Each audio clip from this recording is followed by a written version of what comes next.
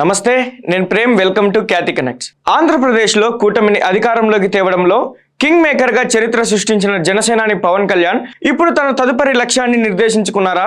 ఏపీలో పవర్ చూపించిన జనసేన ఇప్పుడు తెలంగాణపై పూర్తి స్థాయిలో ఫోకస్ పెట్టిందా?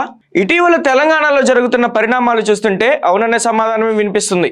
వరంగల్ జిల్లాలో అభిమాని ఇంటికి పవన్ కళ్యాణ్ పర్యటన, మరోవైపు హైదరాబాద్లోని మణికొండలో జనసేన పార్టీ కేంద్ర కార్యాలయం గ్రౌండ్ ఓపెనింగ్. ఇవన్నీ తెలంగాణలో జనసేనను క్షేత్రస్థాయి నుంచి బలోపేతం చేసే దిశగా పడుతున్న అడుగులని స్పష్టంగా అర్థమవుతుంది. జీహెచ్ఎంసీ ఎన్నికలో జనసేన ఒంటరిగానే పోరాడుతుందని పవన్ కళ్యాణ్ ఇచ్చిన క్లారిటీతో తెలంగాణ పాలిటిక్స్ ఒక్కసారిగా పీక్స్ కి చేరాయి. మరి తెలంగాణలో జనసేన వేస్తున్న వ్యూహాత్మక అడుగులేంటి?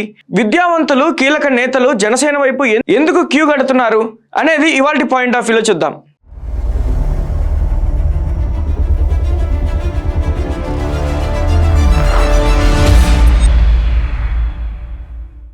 ఆంధ్రప్రదేశ్ ఎన్నికల తర్వాత పవన్ కళ్యాణ్ తెలంగాణలో పెద్దగా యాక్టివ్ అవ్వలేదనుకుంటున్న తరుణంలో వరంగల్ పర్యటనతో క్యాడర్లో కొత్త జోష్ నింపారు జనసేనాని. వరంగల్ జిల్లాలో ఓ సాధారణ అభిమాని ఇంటికి పవన్ కళ్యాణ్ స్వయంగా వెళ్లడం వెనుక పెద్ద రాజకీయ వ్యూహమే ఉందంటున్నారు విశ్లేషకులు. పవన్ కళ్యాణ్ కు కేవలం ఏపీలోనే కాదు, తెలంగాణలోనూ విపరీతమైన మాస్ ఫాలోయింగ్ ఉందనే విషయాన్ని ఈ పర్యటన మరోసారి నిరూపించింది. నాయకుడు కేవలం వేదికలకే పరిమితం కాకూడదని, క్షేత్రస్థాయిలో ఉన్న చివరి కార్యకర్తను కూడా పలకరించాలనేది పవన్ కళ్యాణ్ ఆలోచన. వరంగల్ పర్యటన ద్వారా తాను తెలంగాణ క్యాడర్ కు అండగా ఉంటాననే బలమైన భరోసాను ఇచ్చారనేది స్పష్టంగా కనిపిస్తోంది. ఈ పర్యటనకు వచ్చిన జనాన్ని చూసి అధికార, ప్రతిపక్ష పార్టీలు సైతం అప్రమత్తం అవ్వాల్సిన పరిస్థితి ఏర్పడింది. తెలంగాణలో జనసేన ఓ నివురు గప్పిన నిప్పులా ఉందనే సంకేతాలను ఈ టూర్ స్పష్టం చేసిందని చెప్పడంలో సందేహం లేదు. ఇక హైదరాబాద్ కేంద్రంగా జనసేన స్పీడ్ పెంచింది. మణికొండలో అత్యాధునిక హంగులతో జనసేన పార్టీ నూతన కార్యాలయాన్ని పవన్ కళ్యాణ్ ప్రారంభించారు.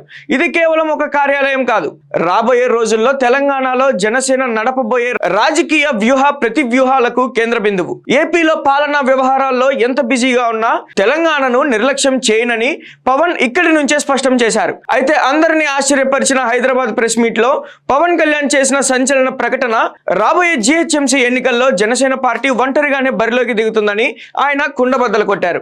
ఏపీలో బీజేపీ, టీడీపీతో కూటమిలో ఉన్న పవన్ తెలంగాణలో మాత్రం ఒంటరి పోరు అని ప్రకటించడం వెనుక తెలంగాణ సెంటిమెంట్ ను, ఇక్కడి స్థానిక రాజకీయ సమీకరణాలను క్షుణ్ణంగా అధ్యయనం చేశాకే ఈ నిర్ణయం తీసుకున్నట్లు తెలుస్తోంది. హైదరాబాద్ లో సెటిలర్స్ ఓట్లు, ఐటీ ఉద్యోగులు, యువత జనసేన వైపు చూస్తున్నారు. గతంలో జీహెచ్ఎంసీ ఎన్నికల్లో పోటీ చేయాలని అనుకున్న కొన్ని సమీకరణాల వల్ల వెనక్కి తగ్గాల్సి వచ్చింది. కానీ ఈసారి మాత్రం తగ్గేదే లేదంటున్నారు జనసేనాని. ఈ ఒంటరి పోరు ప్రకటనతో తెలంగాణలోని మిగతా ప్రధాన పార్టీలైన కాంగ్రెస్, బీఆర్ఎస్, బీజేపీలో కొత్త టెన్షన్ మొదలైంది. పవన్ కళ్యాణ్ పర్యటనలు పక్కా పొలిటికల్ లైన్ తో తెలంగాణలో జనసేన గ్రాఫ్ ఒక్కసారిగా పెరిగింది.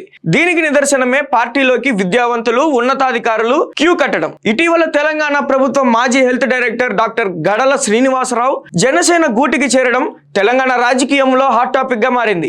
వాస్తవానికి గడల శ్రీనివాసరావు గత అసెంబ్లీ ఎన్నికల్లోనే ఉమ్మడి ఖమ్మం జిల్లా కొత్తగూడెం సీటును బీఆర్ఎస్ పార్టీ నుంచి ఆశించారు.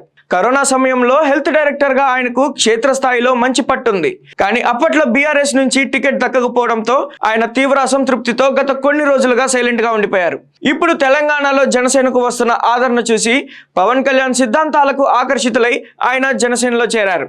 గడల శ్రీనివాసరావు చేరికతో ఖమ్మం, కొత్తగూడెం పరిసర ప్రాంతాల్లో జనసేనకు ఒక బలమైన లీడర్ దొరికినట్లయింది. కేవలం గడల శ్రీనివాసరావే కాదు, తెలంగాణలోని వివిధ వర్గాలకు చెందిన విద్యావంతులు, రిటైర్డ్ అధికారులు, ప్రొఫెసర్లు, ఐటీ రంగానికి చెందిన యువత జనసేన వైపు అడుగులు వేస్తున్నారు. సాంప్రదాయ రాజకీయాలకు భిన్నంగా నీతివంతమైన జవాబుదారీతనం ఉన్న రాజకీయం పవన్ కళ్యాణ్ తోనే సాధ్యమని వారు నమ్ముతున్నారు. బీజేపీ, బీఆర్ఎస్ పార్టీలకు చెందిన ద్వితీయ శ్రేణి నాయకులు కూడా అక్కడక్కడ జనసేన కండువా కప్పుకుంటూ క్షేత్రస్థాయిలో పార్టీని బలోపేతం చేస్తున్నారు.